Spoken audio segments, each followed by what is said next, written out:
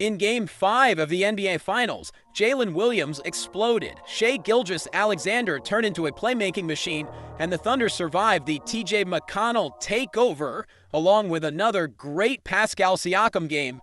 But the biggest story was OKC holding Tyrese Haliburton to 4 points on just 0 for 6 shooting. Haliburton strained his calf about 5 minutes into the game, so he wasn't 100%.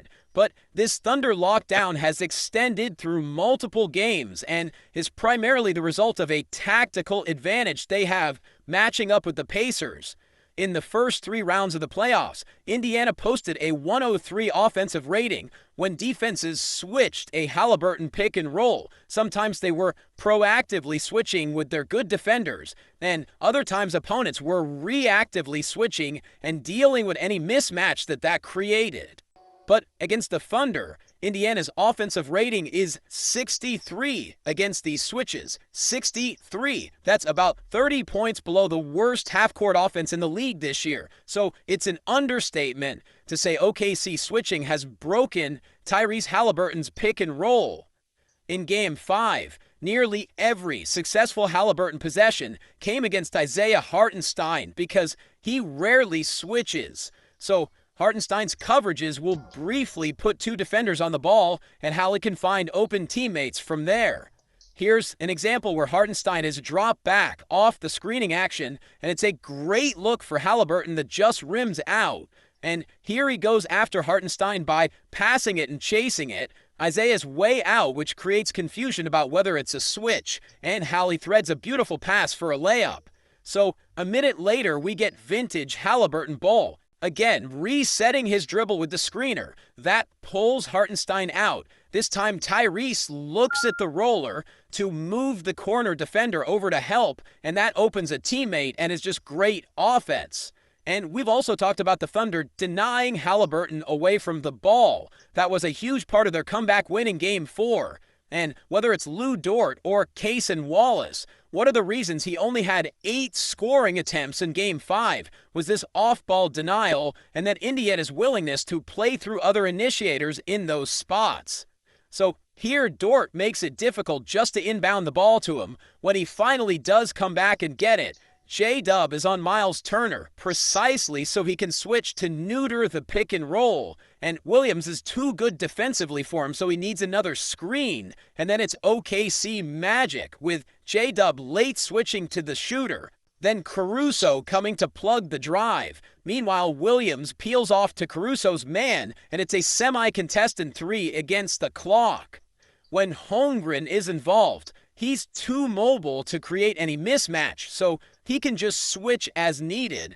Haliburton's stuck, and this is actually the play he hurts himself trying to lose Chet. Then again, J-Dub was on Turner there, which effectively removes Indiana's best screener from the action, because in this series, involving Williams in the screen has basically been a dead end for Haliburton. Now, there were some moments in this one where we saw Haliburton pass up wide open shots too, and I don't think this was all injury related either. This is the first play of the game, and when it comes around to him, he's not thinking score, but wanting his teammate to get going. But that switching was just devastating and kicked off a run of 4 straight steals in the fourth quarter. On the second one, Haliburton drove it into traffic against Holmgren and made the worst possible pass. And then on the third one, Caruso's just a menace in passing lanes, and then went with the full Dave Callens face plant going after the ball. That is a 1974 reference for those keeping track. Anyway, this isn't just about Holmgren or OKC's big men. It's about the entire team being able to switch. Guard-to-guard actions like this then go nowhere for Indiana. Hallie drags Hartenstein into the play, which looks promising, but J-Dub's pulled over to help, so the roll pass isn't that enticing. And then he's just stuck, and suddenly the entire shot clock has been drained on this possession.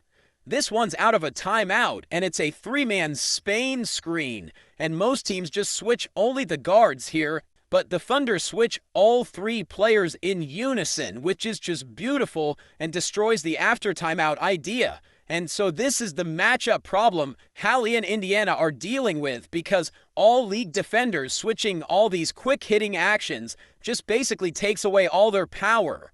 Even the way OKC rotates can be devastating. This time they mix it up by switching Hartenstein. SGA is sealed, so there's room to drive. But again, J-Dub helps off that corner. And here Aaron Nesmith looks wide open. And normally in this spot, when the corner defender pulls way over like that, the nearest wing defender makes that rotation to the open shooter.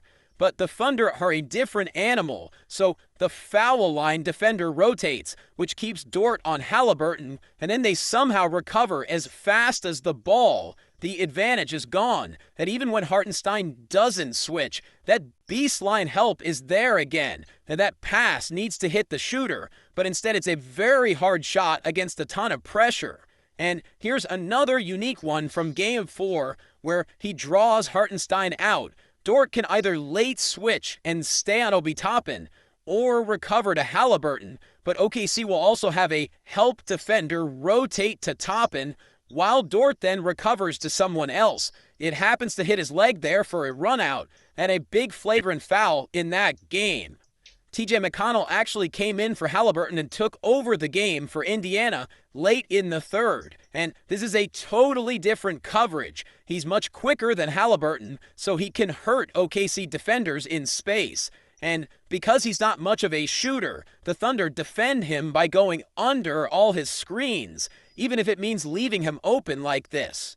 When they mixed it up with a switch, TJ was just in a flow state and kept on coming. So even as OKC adjusted their coverage defending him, he was quick enough to do some damage against someone like Holmgren in isolation, and then when help comes, he can create an easy look. The problem for the Pacers is that TJ isn't used to playing huge minutes at that blistering pace, so he had to sit down after almost 8 straight minutes of play, and Rick Carlisle didn't want to pull Halliburton in the fourth, and he didn't want to pull Andrew Nembhard because he needed him defensively on Shai. So that was mostly that for the TJ flurry. Of course, Jalen Williams was the big star of this game, and we've already seen how key he was defensively, both on and off the ball. And even on a miss, this is great hustle in transition. Dort plays both the ball and the trailer. Ask Wallace to come plug up Halliburton. That is mastery. Then J-Dub's hustle erases an open three, and Chet steps up to then recover and block it like he's Tim Duncan. Williams' speed continued to cause problems for the Pacers' full-court pressure, attacking the backpedaling big men 40 feet from the hoop.